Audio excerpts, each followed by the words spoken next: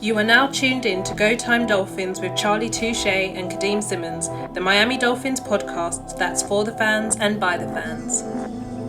Gotta make them lose their mind when it's your time. And it's show time. Going all out when it's go time. Go. I ain't wasting no time. Gotta make them lose their mind when it's show time. Cause it's your time. Lay it on the line when it's go time. In the famous words of Cam Newton, I'm back. Although I guess for me it's better than it is for Cam because Cam ended up going back to the bench. I'm just back with another episode of Go Time Dolphins. As you can see, it's just me today. Charlie's still out ill. Chris Adams couldn't make it. And it's better for me to get something out, on what was basically a near perfect performance from the Miami Dolphins. They beat the Carolina Panthers 10-33. And yeah, I think this was a game. Let me get closer. Let me get close to the fans. As you can see, the ring light in my glasses. Yeah, it's a game in which I don't think we could have asked for much more from anyone. I'm sure by now people aren't here to hear about, a play-by-play.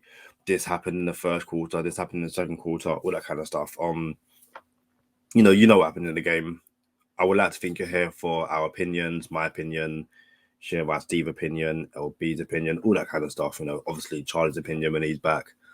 And yeah, I think. Listen, I say this quite a lot. In every single game Tua plays, the Tua haters will find something for them to say.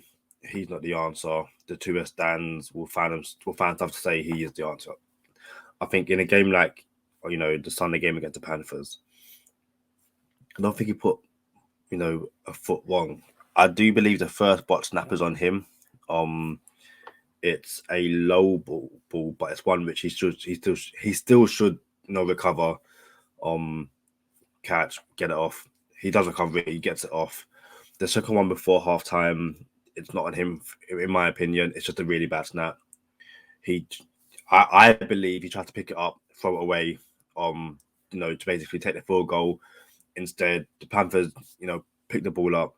I don't think there's a second left on the clock, but it is what it is. They get an extra second, kick the field goal, and they don't score again. So, is what it is. I think so many people will say, where had this Miami Dolphins defense been basically all season? I look back at the Falcons game and the Jags game. If that defense was there for that last drive, Miami have 2 more wins. Miami will be looking at 7-5 right now. But we can't go back and look at games which, it's just unfortunate. So yeah, some of the stats surrounding Tua at the moment. Tua has completed 51 of his last 60 passes for 494 yards, 3 touchdowns, 1 interception. What was it? Tua has back-to-back games with 80% completion.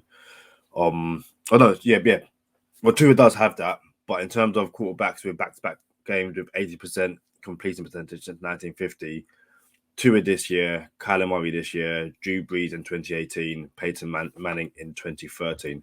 Like, they're all good quarterbacks. Like, there's another Tua stat I wanted to bring up very, very quickly. So here it is. So yesterday was Tua's first or his 16th start in the NFL. And his numbers through 16 games are 351 yards for my days. Listen, guys, it's still morning for me. I've got my cup of coffee. Bear with me. 351 yards. Right, no, not yards. 351 completions from 524 attempts. That's 67% of his passes completed. 3,515 yards, 21 touchdowns, 11 interceptions, a 90.5 passer rating, 6 rushing touchdowns. And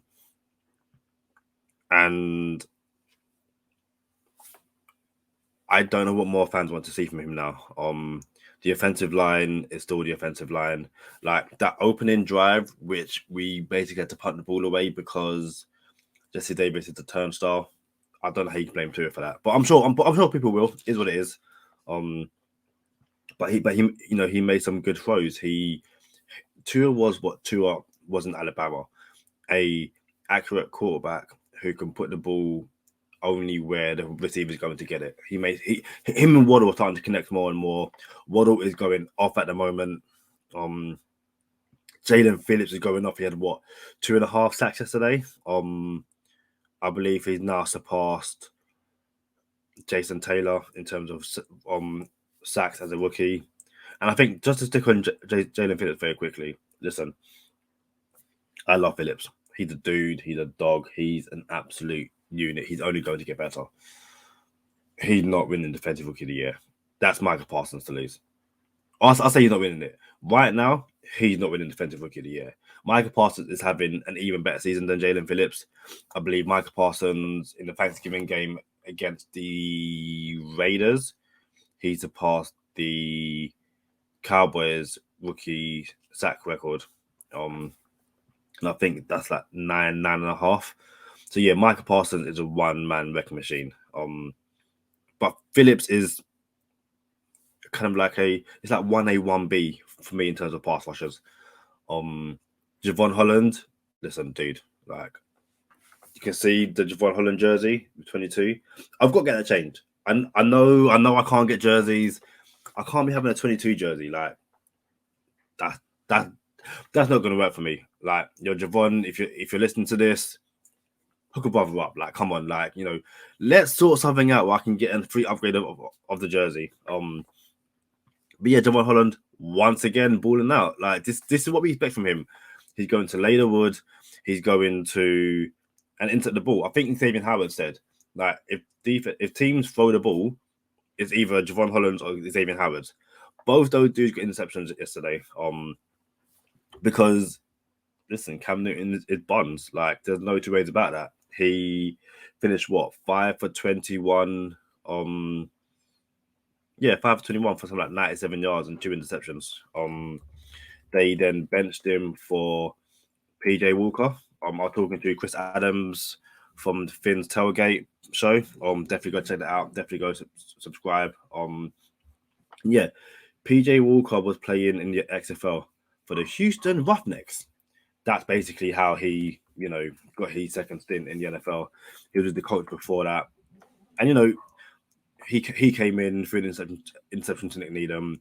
That was more him just, trying to make a play out of something when he didn't need to. But, listen, when you're down, when you're desperate, you're going to be doing that kind of stuff. And there's not much more you can do about that, I guess. So yeah, it's just it was a brilliant game. I don't think there's anything much more you can say from that. Talking about players and stats. Liam Eichenberg yesterday across 34 pass blocking snaps for Carolina, 1 quarterback pressure allowed, 0 sacks. And again, this is a Carolina Panthers defense, which is amazing. I think they went into the game the best pass defense in the league. And we just had our way with them from start to finish. Durham Smythe ran off. I think a lot of people thought that we might see a lot more of Mike Gesicki in that game, but we didn't. We saw a lot of Durham Smythe, a lot of Jalen Waddle, a lot of Albert Wilson. Coffee break. Oh, and also, this is my custom Dolphins mug with Jerome Baker on it. Picked up in the UK from Custom Mugs NFL. I will leave a link to their site basically. To do jumpers, shorts, mugs. Like, I've got this. I've got a Sean Taylor Miami Hurricanes mug as well. So yeah, as I said, enjoy my coffee. It's Jason Sanders, I guess, is still an issue in just that missing an extra point, but then starts nailing field goals from like 40 yards. It's just such a weird thing. But still have the faith. Emmanuel Ogbar, pay the guy. Mike Gesicki, pay the guy. Like, let's stop messing around, that guys. Like, I think we start the season next year with some like 70 million in cap space. There's money to pay both those guys, and both those guys will 100% deserve it. What was it? It was like the 7th game in a row in which Emmanuel Ogbar had a pass batted down. Like, all game yesterday, you can see Miami Dolphins players just like hands in Cam Newton's face. I think I'm gonna put my Coach K hat on. Coach K hat, loves that so much. But I think when I have my Coach K hat on, I can't put my Coach K headset, which is kind of annoying. I would love to put both together. I'm sure I'll figure it a way. Maybe I'll get like a smaller headset and put it underneath the hat. Anyway, I also need my whistle as well. But yeah, listen, I said yesterday was as close to perfection as you're going to get with this Miami Dolphins team, or with any NFL team, to be honest. But obviously there's still things to clean up. Like, can we keep Tua better protected? The special teams came on board out, but can Jason Sanders not miss field goals? And not ones in which, obviously extra points, which should be, money for an NFL kicker. Before half, it was a lot more aggressive, but then, turn the ball over. Can we not do that? So I'm not being a negative Nancy. I'm just saying the mistakes that were made against the Panthers are easy ones to clean. For me, like, the performance against the Panthers was what I expected against the Jets. I expected us to completely shatter the Jets, give them nothing. Instead, they made it semi of a game. But, this was the perfect complementary football game from the Miami Dolphins, which is what we saw last year. It was special teams, forcing turnovers, touchdown. Defense forces no turnovers. Tua takes over, short field, touchdown. We didn't need, to have 60, 70 yard long touchdown, because we for most of the game we didn't really have that field. But again, you're not seeing Jalen Waddle spread his legs. There was a pass to Waddle, which Philip Lindsay had a block on, which I'll get to that Philip Lindsay block very, very shortly. And one Waddle had the ball in his hands. He was gone. I think the safety is what slows him down, and allows the defender from behind to catch up with him and tackle him. But listen, Jalen Waddle is going to break a bunch of records this year. I'm pretty sure he's like something like 8 receptions and 137 yards away from Jarvis Landry's rookie record in Miami. He'll break that. I think he's like 3rd in receptions in the NFL. No, that's not among rookies, among all wide receivers. He can be up there come the end of the season. And yeah, this is going to be a relatively short one because it's just me. It really does make a massive difference. You can bounce off, a Charlie. And like I said, guys, keep trying your prayers. I want Charlie back just as much as you do. I'm sure the American listeners have spent most of this going, what has this kid said? So yeah, Charlie will be back to, point out my mistakes, to have a go at Jesse Davis, to shut up any of the let's go get Deshaun Watson talk, because and again, it's, you're seeing more and more with Tua that this is his team. Like, there was a point where I think the Dolphins had back-to-back penalties, one on Austin Jackson, and there was definitely Jalen Waddle full start as well. But on one of these penalties, Tua slammed the ball to the ground. He's animated, he's angry because he's like, guys, Coach K hat, TNT will takes no talent. Like, these full starts, we'll clean them up a bit more, but it's always like on a key down, and every down in the NFL is a key down. But it's like, you're in the red zone, full start, backed up 10 yards. It's like, guys, and actually that's something I said with Chris Adams. Like, we had a situation where we were I think it was in and around the red zone, and penalties backed us up. And like, 2nd and 19, 3rd and 9. It was definitely 3rd and 19. It might be like 2nd 27. And I said to Chris, like, I want to see her just throw deep. you know, if it's intercepted, then, you know, basically a punt, as long as it's not returned for 6. But in the NFL, like, if you say Jalen Waddle, go. Initiate contact, flag. There you go, you know. Defensive pass interference, Dolphins are on the 1 yard line. The Dolphins don't really do that too often, if ever. And I think that, you know, we should do more of that. We should take advantage. Like, you saw how the Raiders Cowboys game ended. I just don't think Miami take enough shots downfield, but then I also think that Miami are very smart about the shots they do take downfield. It's something Tua said weeks ago, and people were saying, you know, he was asked in the media, why don't you throw downfield? And he was like, if it's there, I'll throw it. If it's not, I'm going to live to fight for another down. And again, I am of the belief of that. But I think, you know, 3rd and 19, you have nothing to lose. In the end, Miami took a field goal. But, you know, if it's not a field goal range, I'd love to see them just, you know, go deep and kind of see what comes of it. I think I don't have much more to add. I never really got the show started. So it's Go Time Dolphins, Miami Dolphins podcast that goes not only across the pond, but across the world. In my Jason Derulo voice, I'm riding solo, just Kadeem Simmons. You know, Charlie will be back hopefully in the next few weeks. But yeah, onto that Philip Lindsay quote, because I think it just sums up. Basically, Philip Lindsay moving to right tackle because I need that in my life. So Lindsay was asked, no, I'll go through the question and the answer. One thing you can control, even if you don't know the scheme, is effort plays, like pass blocking. You walk through long pass to wide receiver Jalen Waddle. Look like you chipped outside linebacker Sam Reddick on the edge. They had to clean the pocket up for the QB to her. So if you go back and watch the play, Reddick is basically coming off the edge. Philip Lindsay chip blocks him. It allows him to hit Jalen Waddle when it's dried. Jalen Waddle can you know, pick up another 30, 40, 50 yards.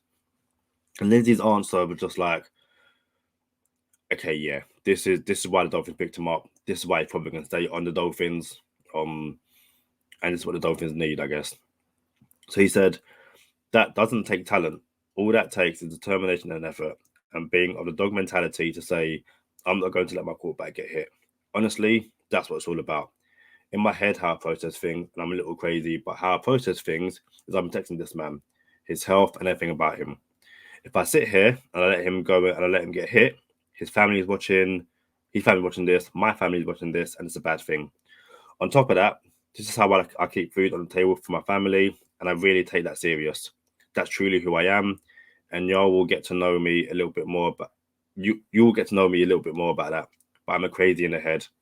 At the end of the day, ain't nothing to stop me from feeding my family. And that's the mentality of which Jesse Davis had. But I think you saw with Malcolm Brown, him getting starts at the start of the season simply because, you know, he could pass protect. Couldn't run the ball, but he can pass protect.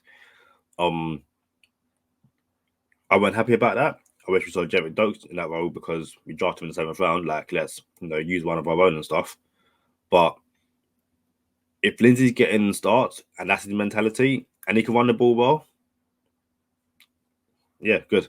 Listen, friend of the podcast, Miles Gaskin, had himself a day. That wildcat formation is working more and more. He finished with what was it, 2 touchdowns? One of them was definitely untouched. And again, he ran the ball well. Savon Ahmed ran the ball well. I said to Chris Adams that this is what this team preaches. You know, if we can find competition for places, we'll bring them in, and it raises everyone's level. You know, Gaskin and Savon Ahmed probably had their best game yesterday against the Panthers because Lindsay's now in the building. Lindsay's like, guys, I'm not here to, you know, enjoy 3, 4, 5 weeks on the beach and then leave. Like, if I'm here, I want to stay as well. So, you know, even better. And it's just an excellent mentality to have. You can see why Chris Greer picked him up. Anyone that says Chris Greer needs to lose his job, just look at the development of Christian Wilkins. You know, look how Tua's coming on even better and better. Austin Jackson, for the most part, had a good, solid game yesterday. And then look at his draft class this year. Jalen Waddle, Jalen Phillips, Phillips, Holland. All three will be around the Rookie of the Year conversation, be it, on offense, on defense, or just in general. Liam Eichenberg's getting better, according to the PFF stats. I don't know what more you can ask for. This is everything trending upwards. We've got the Giants on the weekend. Win that, and then you got a bye week. Guys, it's very, very possible that we play the Saints on the 27th, 7-7, given where the Saints are playing, win that, we're 8-7, and all of a sudden it's like all that fire Chris Greer talk and fire Brian Flores. Where are you now? I'm not gonna do the Kermit meme and just sip my tea because 1, I'm drinking coffee. 2, I'm not green, I'm more aqua. But yeah, I'm just listen. We're 5-7. It's win every game. Go every week. 1-0 basically. But I'm sure everyone's sick and tired of hearing my voice. I'm sick and tired of hearing my voice. I'm gonna go enjoy my coffee. Might play some Call of Duty today before I start work. That's very, very tempting. I might do that. Any Go Time Dolphins listeners, if you're on PlayStation, if you're on Xbox, I play Madden, play Call of Duty, gonna play Battlefield when I pick that up, Halo Infinite, Apex. I'm a third-person shooter game, although I also have FIFA, which I don't play. Probably should play that. Well, actually, you know what? Before I go, there is definitely a shout out that is needed. As it's always when you're trying to find something that the internet wants to get slow. So bear with me 2 seconds while I get this shout out. I think it's definitely needed. I don't know how many times I can say shout out before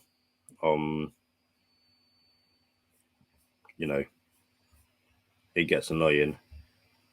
But yeah, shout out to Daniel Nassar. I'll probably get your last name right.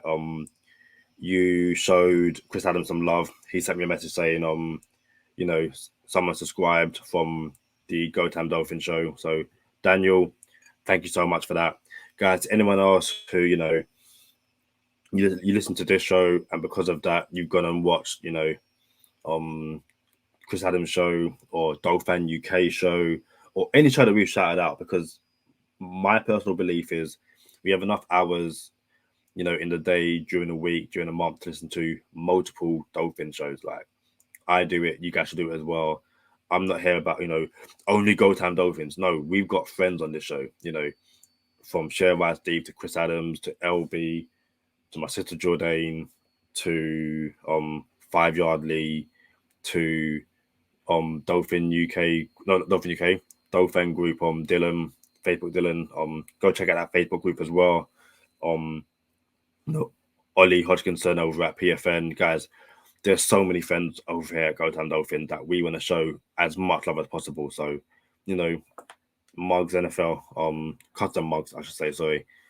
So go check all those people out, guys. And when you're there, tell them Kadeem sent you, tell them Go Time Dolphin sent you. And actually, if you're here from any of those people, if you're here from Chris Adams show, from Dolphin UK, from leave a like, say hello in the comments. Charlie's ill, but he can still respond. Charlie will start talking to you. I'll chat to you. So, guys, I'm going to leave it there. For Kadeem Simmons, for Charlie Touche, who's still, on IR. Stay positive, test negative, and have a wonderful day. It's Victory Monday. Podcast All right, safe. For the fans and by the fans. Gotta make them lose their mind when it's your time. And it's showtime. Going all out when it's go time. I ain't wasting no time. Gotta make them lose their mind when it's showtime. Cause it's your time. Lay it on the line when it's go time. Don't waste no time.